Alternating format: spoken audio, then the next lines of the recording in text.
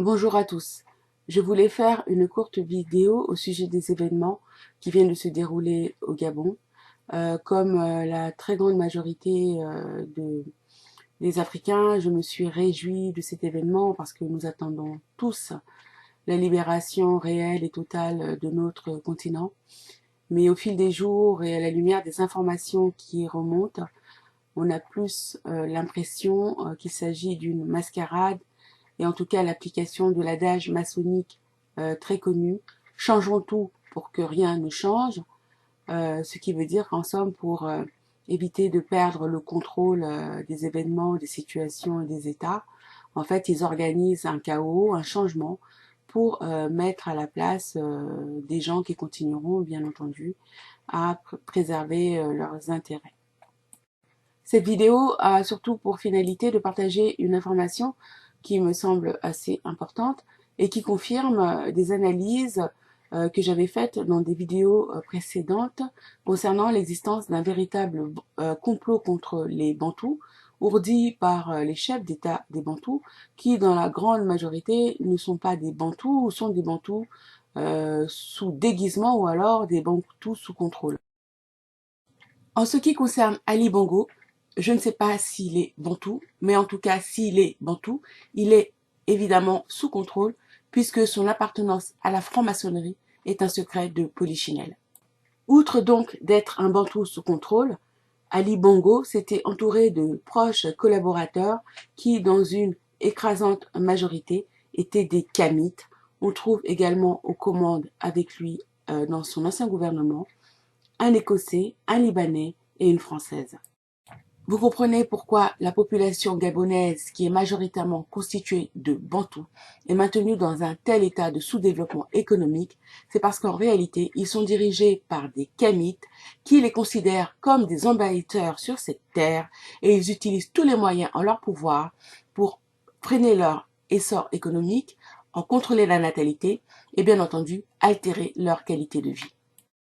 Il en va du Gabon comme des deux Congos, ainsi que de toutes les terres d'Afrique centrale que nous occupons.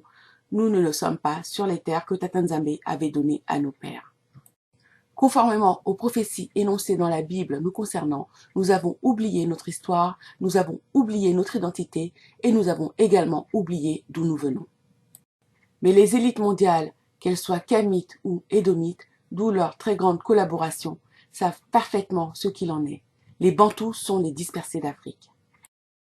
Voilà, je vous laisse regarder la vidéo. Je vous remercie par avance pour les commentaires, les pouces en l'air et les partages. Et je vous dis à très vite.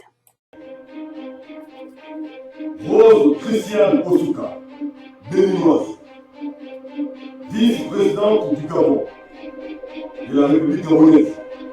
Emmanuel Laurent, rwandais, conseiller spécial d'Ali Bongo, chef de l'État gabonais. Ismaël Oseni, béninois, président du Conseil supérieur des affaires islamiques du Gabon. Oseni Saliou Fils, béninois, directeur du cabinet adjoint d'Ali Bongo Ondimba.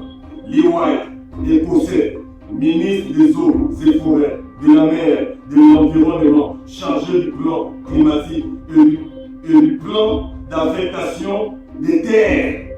Comme ce sont ces terres qu'il a ramenées de l'Écosse, Liwai est blanc, est ministre de tout ça au Gabon. Votre mot, Patrick Daouda Mundiama, béninois, ministre de l'enseignement, de la recherche scientifique, du transfert des technologies. Oui, un béninois qui s'est fait passer pour un adouma. Olivier Non Ekomi, béninois, ministre de l'habitat et de l'urbanisme. Mamadou Omar, nigérien, ministre délégué auprès du ministre du Commerce, des petites et moyennes entreprises chargées de l'entrepreneuriat social. Mon Dieu, des Nigériens. Est-ce que je pourrais être ministre comme ça au Niger un jour? Les Mombo Togolais, président du Conseil de régulation de l'autorité de régulation des communications électroniques des postes du Gabon, ACEP. Donc, monsieur Lair, c'est un Togolais. Maman, Et vraiment, les gens là, ils sont bien cachés. Rachad Yaya Oye, béninois, directeur informatique du Fonds Gabonais d'investissement stratégique, FJIS. Hakim Mohamed Daouda, sénégalais, directeur général du Fonds Gabonais d'investissement stratégique, FJIS. Lyson Joktan Christopher, béninois, président du conseil d'administration de la Société d'énergie et d'eau du Gabon, la SDG. Ah, les béninois, c'est la magie au Gabon. Les béninois, mais vous avez tout pris au Gabon. Laure Bigour, française, directrice générale de Gabon 24. Cette française-là, qui s'est acharnée contre mon frère Christian Bernard Regoula. Dieu te voit, vos jours sont comptés dans ce Gabon-là. Patrice Nandjo, camerounais, secrétaire des transports ferroviaires, ARTEF. Ça, le Gabon, c'est vraiment la cour de roi plutôt, c'est le marché, le Gabon.